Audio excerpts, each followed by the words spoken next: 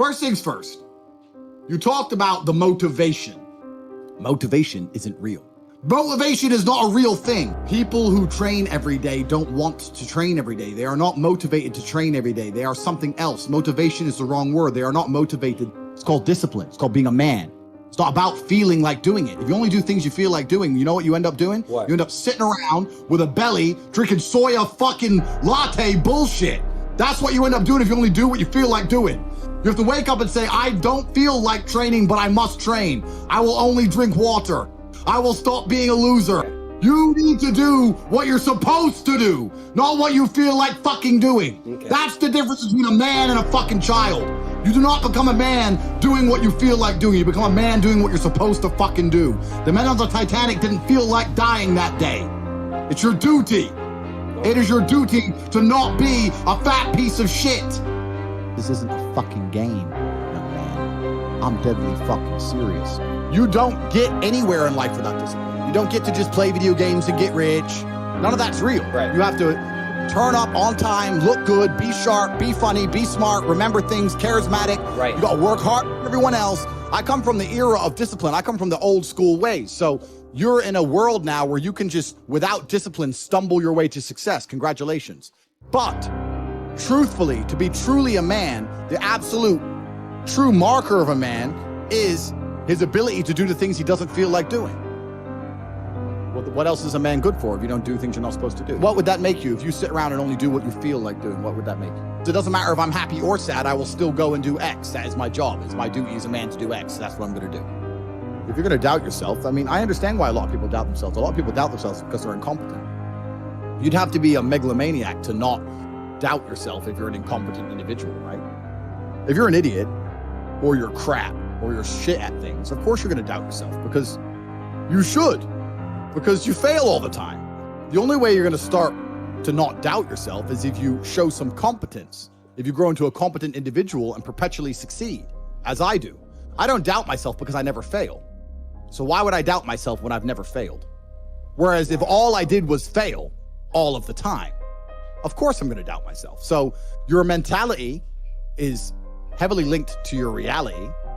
And the fact that most people have such weak mindsets comes from the fact that they have a weak life, a weak body, a weak social circle, a weak network, a weak bank account, a weak relationship, and then their mind is weak. Well, of course. Whereas if you had a group of soldiers around you, men who were dedicated, who would ride or die with you, if you were strong, if your woman would never leave you no matter what because she idolizes you, then your mentality would be strong. Your mind would be strong by extension.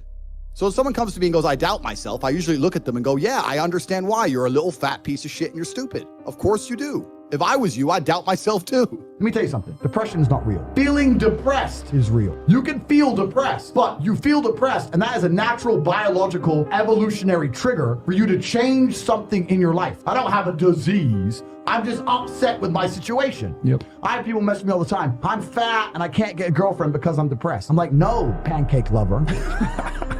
You're depressed because you're fat and you can't get a girlfriend. Do you understand? This is the point, right? So for a lot of people, your life is depressing. A lot of you out there, if you're sitting there and you say you've suffered from depression, you probably live a depressing life. You probably live a depressing life. So if I was you, I'd be depressed. If you come to me and say you're depressed, I say, I will fix you. And you know what's crazy? When I said this depression thing wasn't real, do you know how many people stuck up for depression? You don't understand. I'm depressed. Depression's real. I was like, if it's so horrible, why are you defending it? I thought it was ruining your life, but you are desperate for me to believe in it. You want me to believe in it. You're sticking up for it. You're defending depression. Trying to convince me it's real because it's your cure-all excuse for failure. When you're depressed, you can fail in every human metric. I fail at everything, but I'm depressed. It's not my fault. No, you're a failure. That's all you are, because you're not trying very hard. If you live in a house, I say this all the time. This is the reason I don't believe in depression. Because I don't believe in depression, I cannot become depressed. Yeah. No matter what the worst thing that could possibly happen to me on earth, I will feel sad, but I will recover and I will not become depressed because I don't believe in depression. If you're in an old haunted house, right? You have two people in two haunted houses. One believes in ghosts and one doesn't. You hear some noise in the night. The wind blows, right? The man who believes in ghosts is like, oh no, a ghost. Now he's scared, right? He wants an exorcist. He can't sleep. He's scared about ghosts. He's paranoid.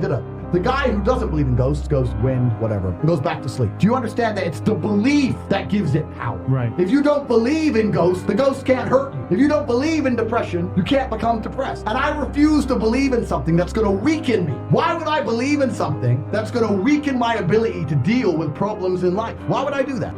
Anyone who's watching this, I want you to understand. The last thing you should ever do is adopt the thinking of someone who is sad. As a man, you need to build your value. This has all been discussed a million times before. All the things I have are things I've got myself. If you have nothing worth having, you're gonna live a depressing life. I don't believe in depression. I refuse to believe in depression. You can sometimes feel depressed, but you do not have an imaginary disease called depression. You just need to change something.